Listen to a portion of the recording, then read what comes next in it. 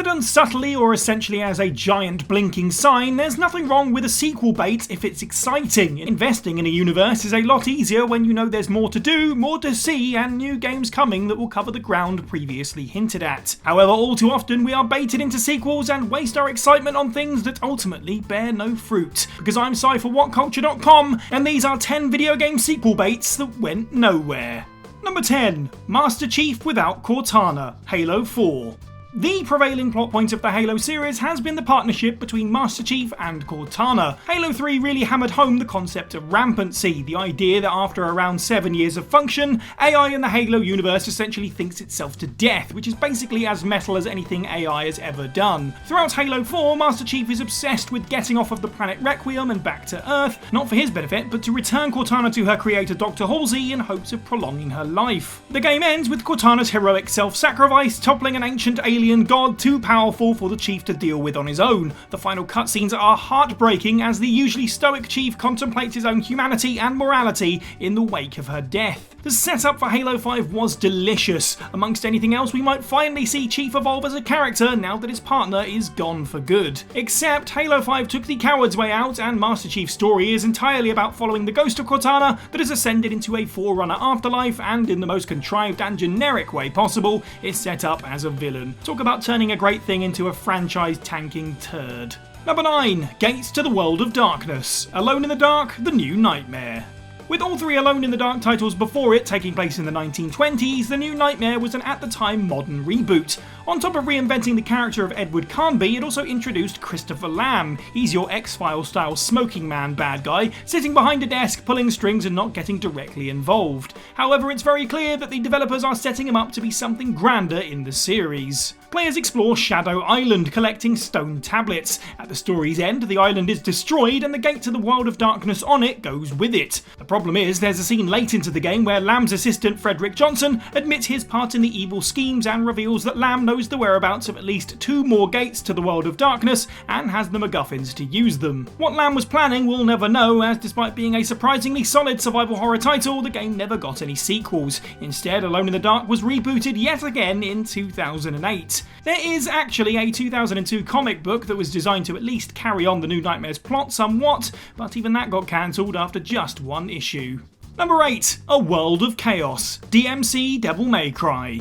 In the early 2010s, Capcom was in a weird place. In order to appeal to a wider demographic, they decided that their demon-slaying action series Devil May Cry and its leading man Dante should start afresh. However, they banked too hard on the success of the reboots. The entire ending of DMC is one gigantic sequel hook. Dante commits to defending humanity from evil, Virgil goes MIA, and Limbo merges with the real world, revealing to humankind the existence of demons and allowing full-blown chaos to begin. Of course, Devil May Cry fans weren't all that bothered by the cliffhanger, nor the game's story at large, and even overlooked the entire gameplay loop too. Conversation leading up to and on release was the broad character design changes, swapping out Dante's iconic look for that of a generic edgelord teenager who even went as far as to mock the previous design. Players were so incensed by this that Capcom understandably pulled back entirely from the reboot to save face. The next game in the series was DMC 5, continuing the established story. As such, DMC's reboot will likely always end at an abrupt stop. Number 7. Viridi's New Army, Super Smash Bros. For Wii U.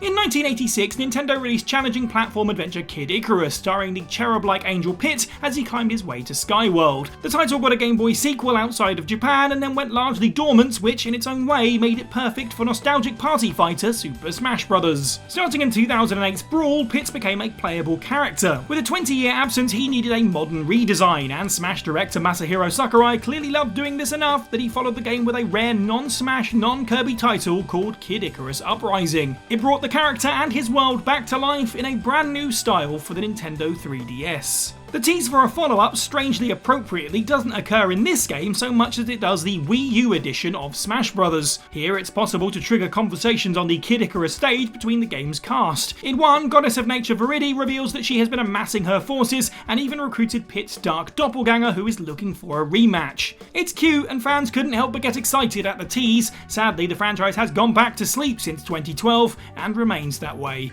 Number 6. Who Blew the Horn? God of War 2018. The Norse reboot for God of War has not just rejuvenated the game's style and combat, but also created a deep world rife for theories and speculation. In the game, a horn atop the bridge over the Lake of Nine can be blown into to call the attention of the World Serpent, an ancient giant that speaks a long-dead language that only Kratos' pal Mimir can actually converse in. As such, later into the game, when Kratos' son Atreus falls ill, players were confused about the sound of the horn being blown in the distance. It was one of the most discussed unanswered questions from the title, and so anticipation was high that its sequel, Ragnarok, would finally provide the truth, which it absolutely did not. There is a scene in the follow-up where Kratos blows the Yellow Horn, and some fans speculate that it might be powerful enough to ripple across time, but director Cory Barlog tweeted that that absolutely wasn't the case. He has maintained that he'll reveal the truth one day, so it's not like it's been totally forgotten about, but considering that Ragnarok marks the end of the franchise's Norse era, it seems like the time for an answer has already passed. Number 5. Little Planet's Fate. Sonic the Hedgehog 4, Episode 2. A game with the title Sonic the Hedgehog 4 should never have been something that was entirely forgettable, but that's sadly what happened. A poor, shallow and clunky attempt to reach back to the Blue Blur's glory days. The main thing that fans do remember is its incomplete story. Interestingly, Sonic 4 Episode 2 actually uses elements of Sonic CDs, such as Metal Sonic and Little Planet, that game's location. Little Planet is a world that is only visible for 1 month of the year. In Sonic 4, Eggman decides to, for some reason, build his new base around Little Planet as the Death Egg Mark II. Naturally, players defeat the bad guy and go home happy. However, the credits for the game play over an image of the Death Egg not destroyed, simply powered down, and still holding Little Planet within. There's very little storytelling in these games as the gameplay takes precedence, but this is a very clear statement of intent from the developers about Sonic 4 Episode 3, which, considering the poor sales and reception of the first 2 entries and how they were ultimately crushed under the mighty boot of the brilliant return to form Sonic Mania, is definitely not happening. Number 4. What's happened to Regina? Dino Crisis 2.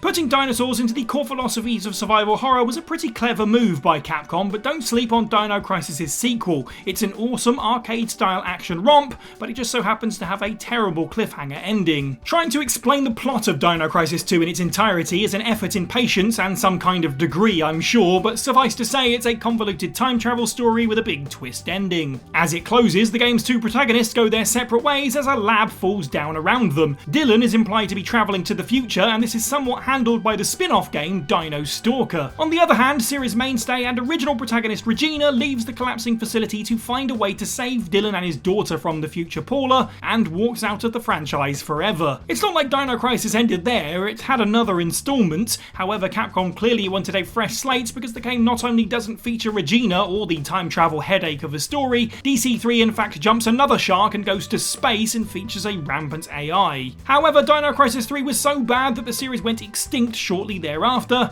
leaving Regina's mission a total mystery for over 20 years. Number 3. Eve, Assassin's Creed Brotherhood.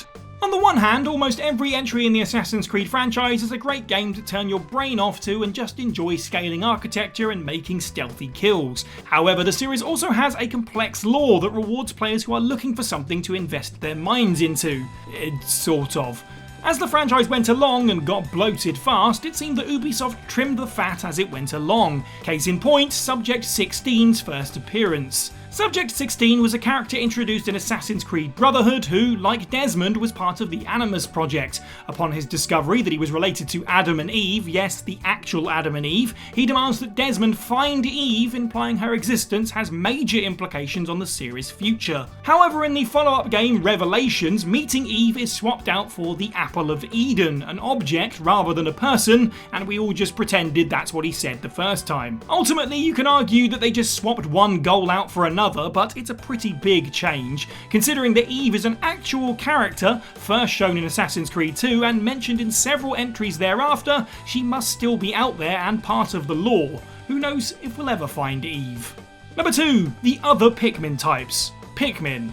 Some of Nintendo's most adorable creatures, Pikmin are as quaint as they are interesting. Each subspecies has their own strengths and weaknesses, and they're all colour-coded for clarity. In the first game in the series, Captain Olimar crashes on the unnamed Pikmin planet, and the red, yellow and blue critters help him rebuild his ship so he can leave. Throughout the game, we see Pikmin climbing into their onions and flying into the air during the planet's night cycle to avoid the dangers of the nocturnal beasts below. In the game's best ending, Olimar leaves the planet and several Pikmin onions fly up into the sky to see him off one last time. However, there are 14 onions that ascend, most of which are colours that are never seen anywhere else in the game, like orange and green. In Pikmin 2, we return to the planet, different parts in fact, and whilst there are a few new species, it certainly doesn't answer where all these onions came from and the kinds of adorable aliens that live in each. And with Pikmin 3, the same thing happened again. Considering the slow rate of Pikmin actually getting sequels, it's unlikely we'll ever get to the point where we can match 14 species up to these mysterious ships. Number 1. The End of Umbrella, Resident Evil. With over 25 years of history, Resident Evil has a deep lore and a lot of unresolved stories. Both games subtitled Revelations actually pose bigger post-credits questions than they answer, the true goals of Super Spy Ada Wong remain a mystery even still, and so many classic characters have been missing for over a decade. Despite all this, the biggest rug pull comes from how the franchise handled the defeat of its ultimate antagonist. Resident Evil 2 ends with naive rookie cop turned hero Leon S. Kennedy proclaiming, "It's up to us to take out Umbrella." In one of RE3's endings, Barry saves Jill from Raccoon City's destruction and asks her, "Are you ready to finish this?" In Code Veronica, Chris tells his sister Claire it's time to finish Umbrella once and for all. Smash cut to the opening monologue of Resi 4, where Leon tells us that Umbrella has been defeated by the stock market. Whilst Umbrella Chronicles tried to right this wrong by involving the player in the events that led to the company's downfall on the world stage, fans were understandably miffed that they didn't get a more literal showdown, taking the four main characters to the core of the evil corporation, facing off with its founders and putting a dagger through its undead heart. Years of build-up and teases, and Umbrella is instead crushed by lawyers and court proceedings, rather than heroes with obligatory rocket launchers and personal vendettas. Lame. And that's the list. Let us know what you thought of this video down in the comments below. Which of these sequel baits that went nowhere infuriated you the most? And of course, let us know of any others that we missed. Head over to WhatCulture.com for more content like this, and make sure you like this video, share it with your friends, subscribe and hit that notification bell. I've been Cy for WhatCulture, and have a good week.